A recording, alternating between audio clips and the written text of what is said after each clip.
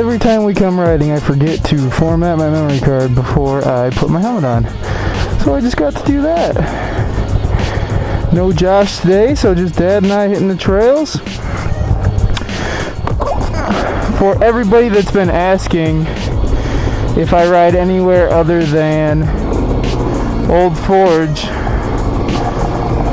I would like to.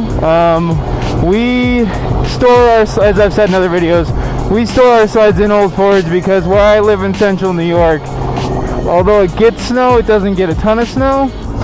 So we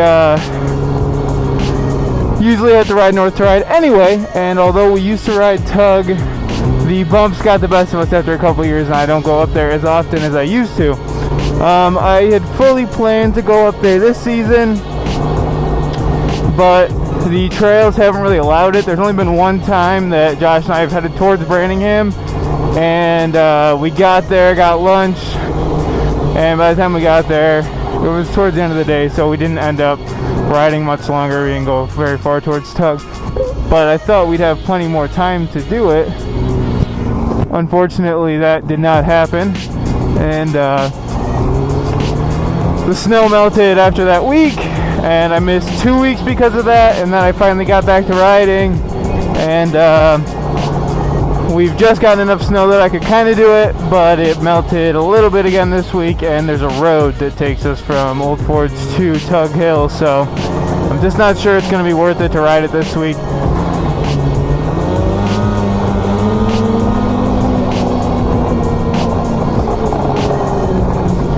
I actually saw Pasty Boy up here today. Shout out to you if you watch my videos. You have a bigger channel than me, so I don't know if you even look around on YouTube.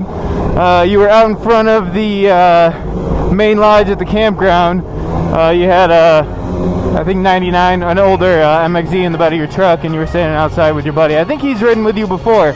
I saw a video where you blew a belt, or he blew a belt, not you, and you guys had to come back to town and get him a new belt. Pretty cool to see other YouTubers up here. Sorry I didn't say hi. Looked like you were in the middle of a conversation.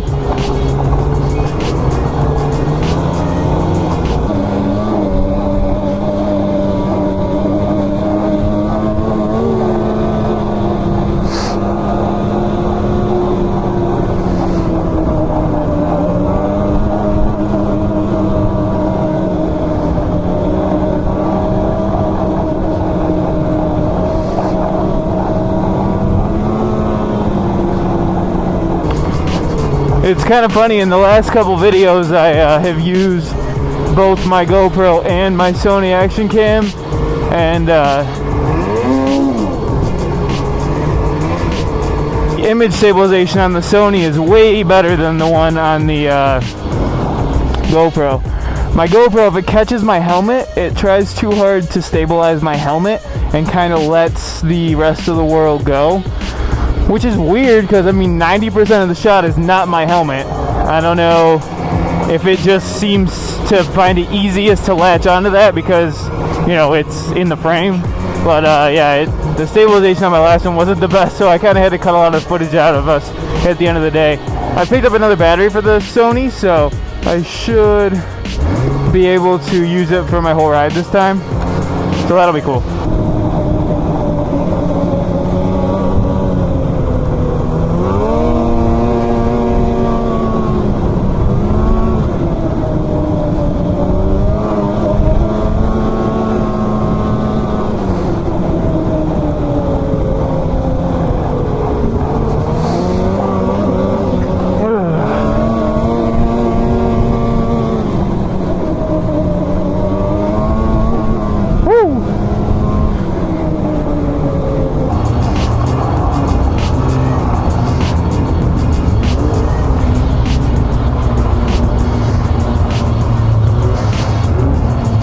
I actually remembered the gift card I have for here.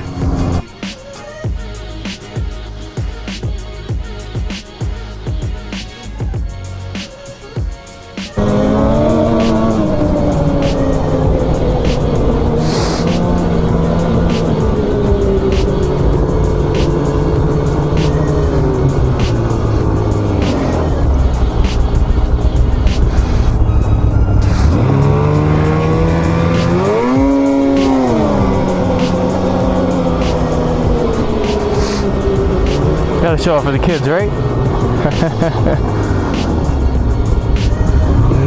It's a sketchy turn every time because of how long and fast this straightaway is. Ooh. Oh, groomer! Groomy!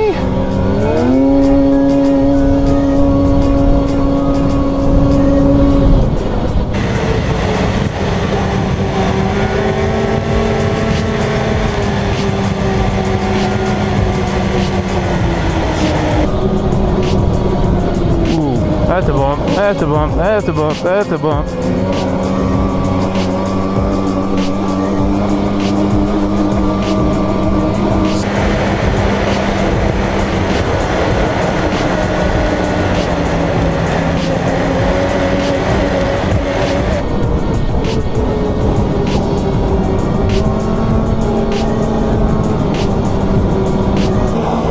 So I actually have something kind of interesting, and I don't know. Ooh, I mean, both sides of the trail is good.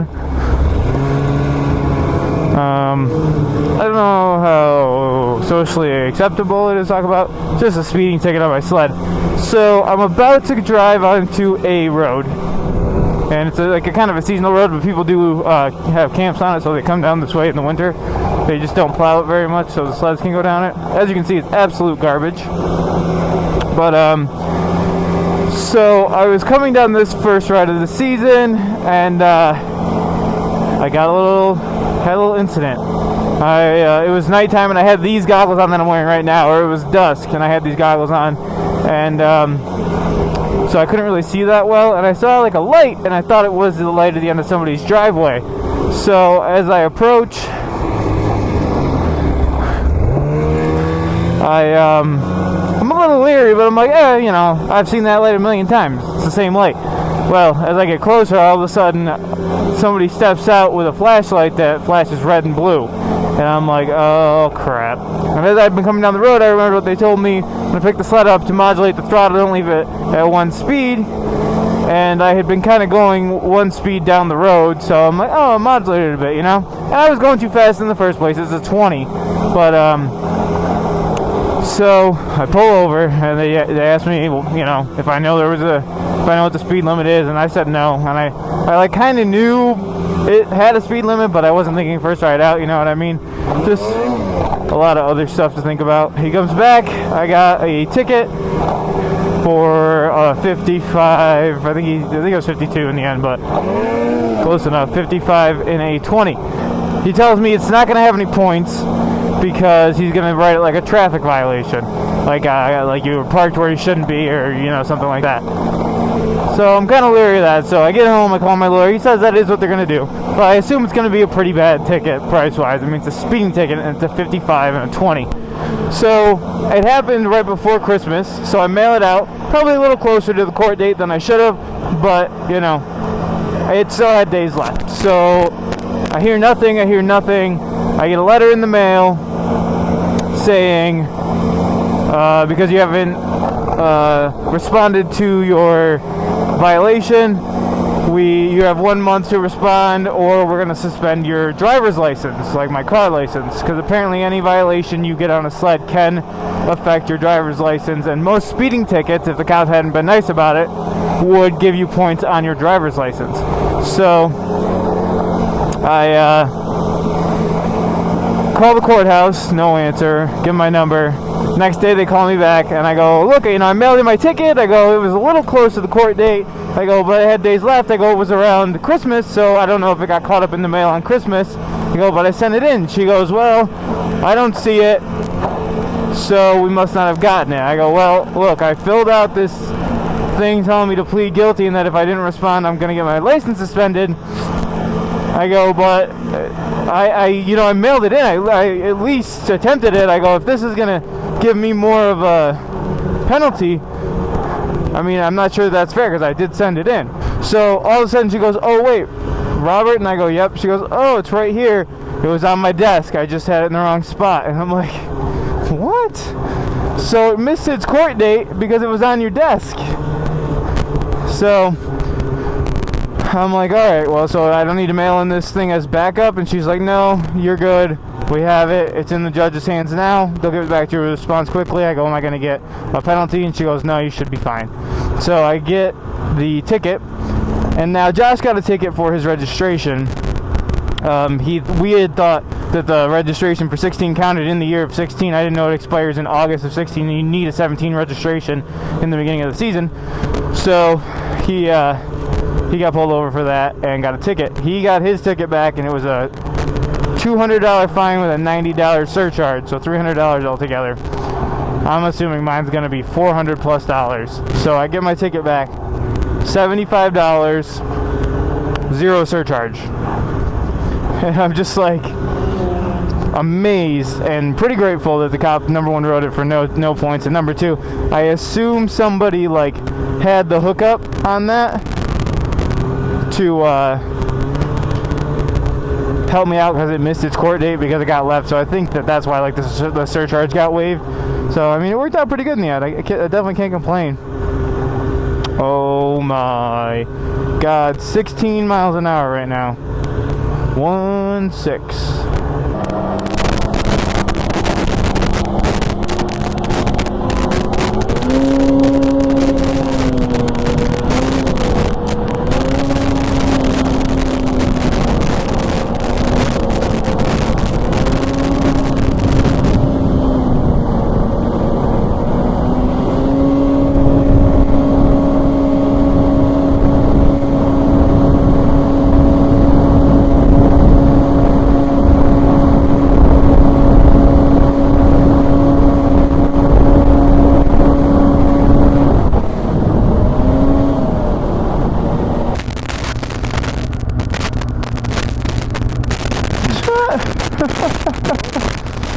Yeah.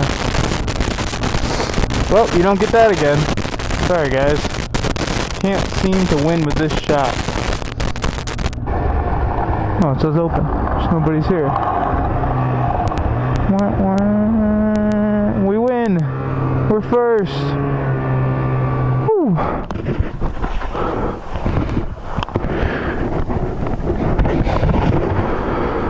Ooh, yo, that lake was sketchy. Really icy. I was just like, I don't have studs, so yeah. I was wondering why you were way back there. Yeah, I like fucking bright red. Oh really? Yeah. Sick. Yeah, I tried to catch up with you, and then my sled was just like, woo, woo. This was 91. Mine read like 104 at one point, but I'm pretty sure it was just the ice. That looks good. Excellent. Homemade hot sweet barbecue sauce, sauteed mushrooms, provolone. I wonder if they'll do America's that provolone. I'm sure they will. Yeah, I'm gonna get that. What'd you do? Pull it out of my sled? Yeah. You're a freak. Well, no, I was going to try to fix it on lunch. But then I realized I don't have a screwdriver. They might have one. Just do.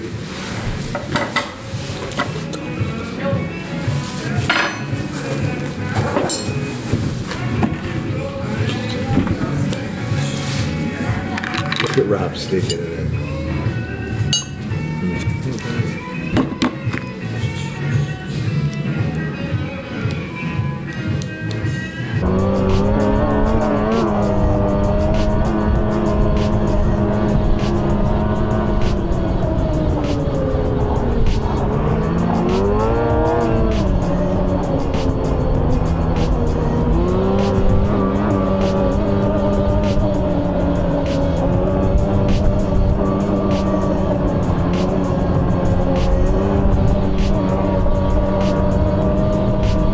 Man, this sled's a beast.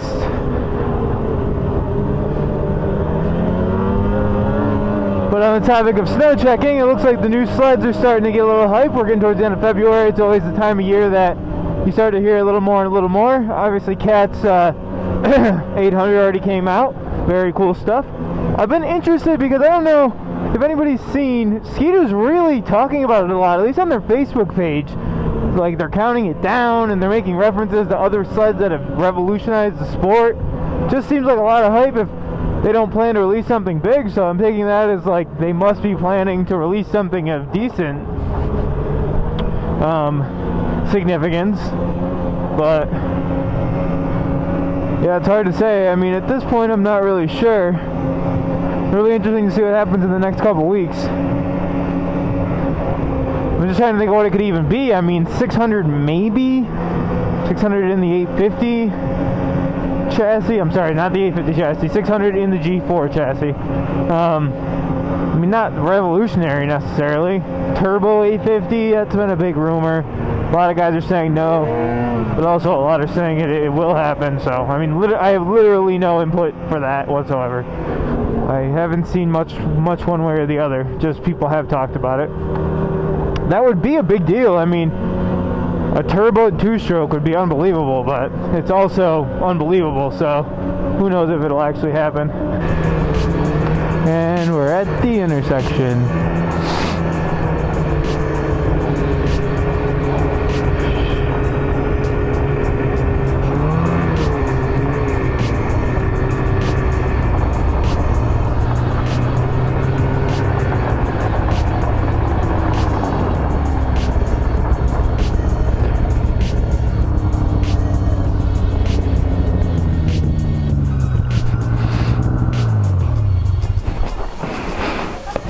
A little bumpy. Yeah. I didn't anticipate a couple of corners.